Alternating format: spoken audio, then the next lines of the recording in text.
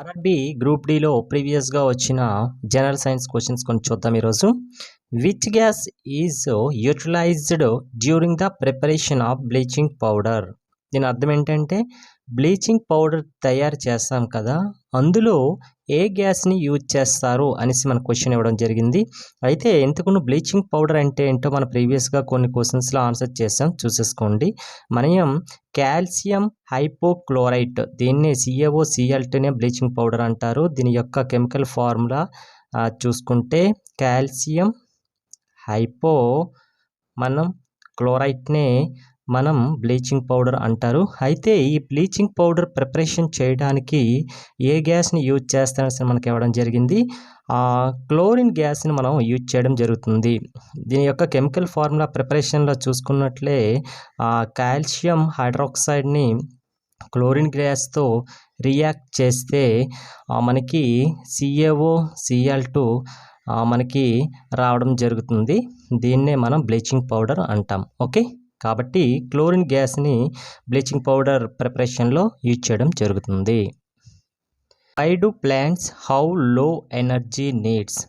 మొక్కలకు తక్కువ ఎనర్జీ అవసరమవుతుంది, ఎందుకు అనేసి మనకి క్వశ్చన్ అడగడం జరిగింది. 4 ఆప్షన్స్ ఇచ్చారు. అసలు మొక్కలకు తక్కువ ఎనర్జీ ఎందుకు అవసరమవుతుంది అంటే మెయిన్గా ఫస్ట్ ఆప్షన్ చూసుకుంటే because they produce oxygen produce అవ్వడానికంట తక్కువ ఎనర్జీ అవసరమవుతుంది అంటున్నారు.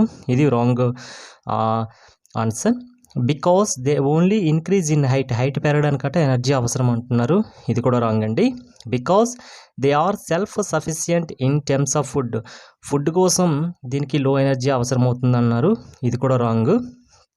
Because they have a lot of dead cells, మనకి లోట్ ఆఫ్ డెడ్ సెల్స్ ఎక్కువగా మొక్కల్లో చూసుకుంటే ఎక్కువగా డెడ్ సెల్స్ ఉంటాయి, కాబట్టి లో ఎనర్జీ అవసరం అవుతుంది ప్లాంట్స్కి. కాబట్టి 4th ఆప్షన్ అనేది కరెక్ట్ ఆన్సర్ అవుతుంది దానికి కరెక్ట్గా. ఓకే,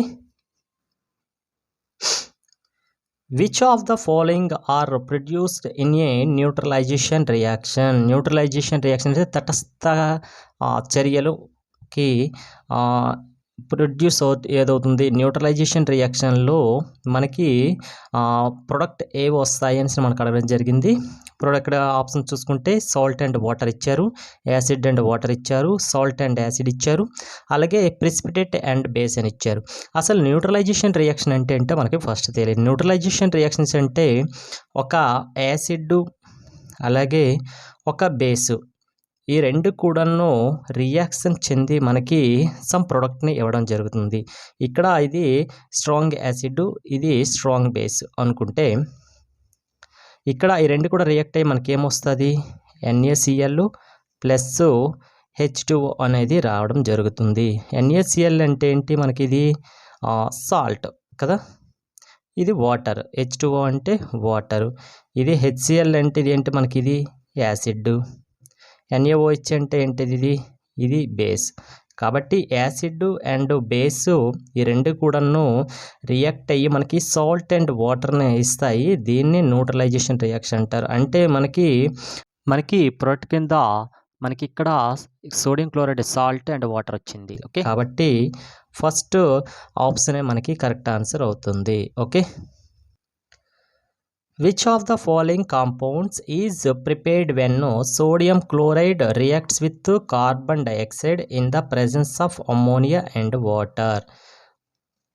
మనకి ఇక్కడ ఏమేమి ఇచ్చాడు, సోడియం క్లోరైడ్ ఇచ్చాడు కదా. సోడియం క్లోరైడ్ అనేది కార్బన్ డైఆక్సైడ్తో CO2తో ఇన్ ద ప్రజెన్స్ ఆఫ్ దేని సమక్షంలో రియాక్షన్ జరుగుతుంది, అమ్మోనియా సమక్షంలో అండ్ మనకి వాటర్ సమక్షంలో చర్య జరిగి ఏ ప్రోడక్ట్ ఇస్తుంది అనేసి మనకు అడగడం జరిగింది.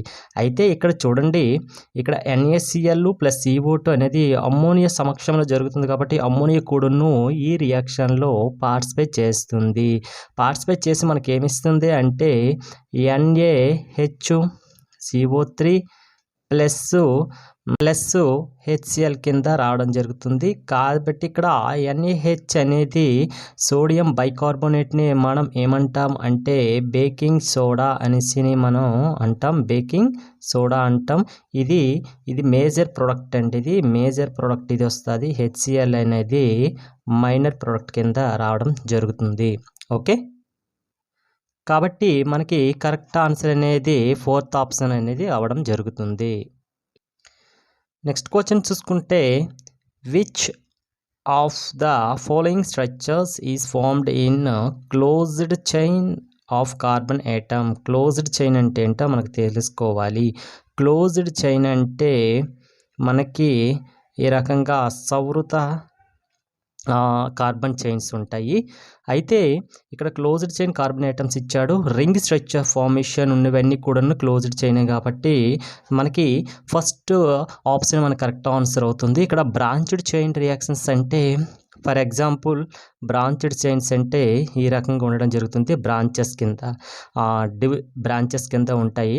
నెక్స్ట్ స్ట్రైట్ చైన్ అంటే మనకి స్ట్రైట్ చైన్ అంటే ఈ రకంగా ఉంటాయి. ఇవి ఎక్కువగా ఆల్కైన్స్లో మనకి శాచురేటెడ్ హైడ్రోకార్బన్స్లో ఇది మనకు కనబడడం జరుగుతుంది. ఎసైక్లిక్ అంటే దీన్ని ఎసైక్లిక్నికే మనం ఏమంటాం, ఓపెన్ చైన్ అంటామండి. ఓపెన్ చైన్ అంటే మ్యాక్సిమం ఈ రకంగా ఉండడం జరుగుతుంది, స్ట్రైట్ చైన్ ఫార్మేషన్లోనే ఉంటుంది. కాబట్టి మనకి ఇక్కడ ఏమి ఇచ్చాడు, closed chain of carbon atoms ఇచ్చాడు. కాబట్టి ఆ రింగ్ స్ట్రక్చర్ అనేది మనకి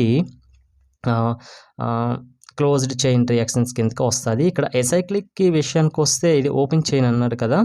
ఈ ఓపెన్ చైన్ విషయానికి వస్తే మనకి ఫర్ ఎగ్జాంపుల్ ఇది బెంజిన్ చూసుకుంటే ఇక్కడ ఈ రకంగా ఇంకా ఈ రకంగా ఉంటాయి కొన్ని ఎక్స్ట్రాగా. దీన్నే మనం ఏంటంటారు అంటే ఎసైక్లిక్ అని స్ట్రక్చర్స్ అని కూడా అంటాము. ఓకే, కాబట్టి మనకు అడిగిన క్వశ్చన్స్ ఏంటి, క్లోజ్డ్ చైన్ అన్నాడు కాబట్టి క్లోజ్డ్ చైన్ని మనకి రింగ్ స్ట్రక్చర్ ఫార్మేషన్లో ఉంటుందని డైరెక్ట్గా answer చేసేయవచ్చు.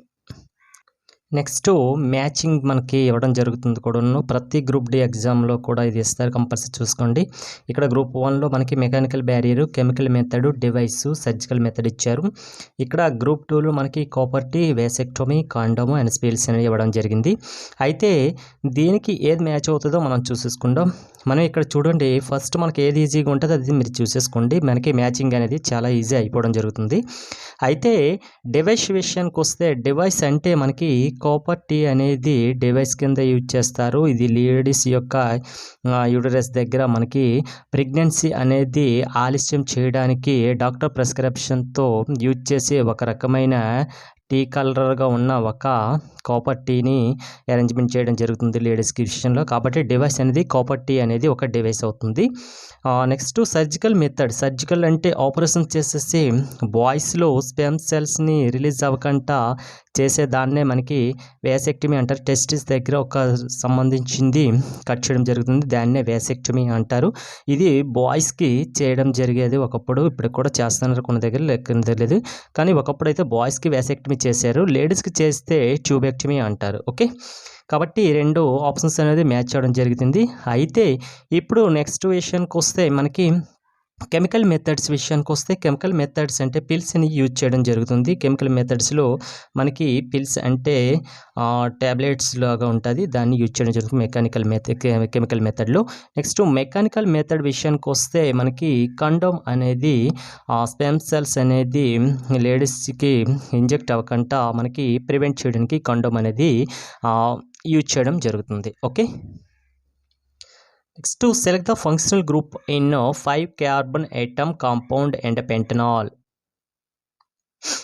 Select the functional group in 5 carbon atom compound pentanol. ఈ పెంటనాల్లో ఫంక్షనల్ గ్రూప్ ఏది ఉంటుంది అని ఇచ్చాడు. ఒకటి ఆల్కీన్సా, ఆల్డిహైడ్సా, కీటోనా, ఆల్కహాలా.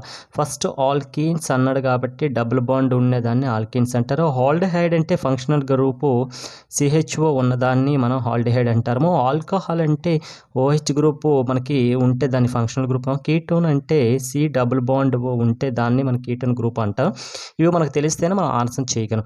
అయితే ఈ పెంటనాల్ విషయానికి వస్తే, ఈ పెంటనాల్నే మనం ఏమని అంటారు అంటే వ్యాలరాల్డిహైడ్ అనేసిని కూడా అనడం జరుగుతుంది. వ్యాలరాల్డిహైడ్ అని అంటారు. దీని యొక్క ఫార్ములా విషయానికి వస్తే C4H9CHO. మనకి వాడు ఏమడిగాడు, 5 కార్బన్ యాటమ్ కాంపౌండ్ అనేసి ఇచ్చేసి ఫంక్షనల్ గ్రూప్ ఏంటి ఇందులో ఇచ్చాడో మనం చెప్పాం కదా. ఇందులో మనకి ఫంక్షనల్ గ్రూప్ ఏంది ఉంది, CHO ఉంది. కాబట్టి ఆప్షన్ 2 అనేది కరెక్ట్ ఆన్సర్ అవుతుంది.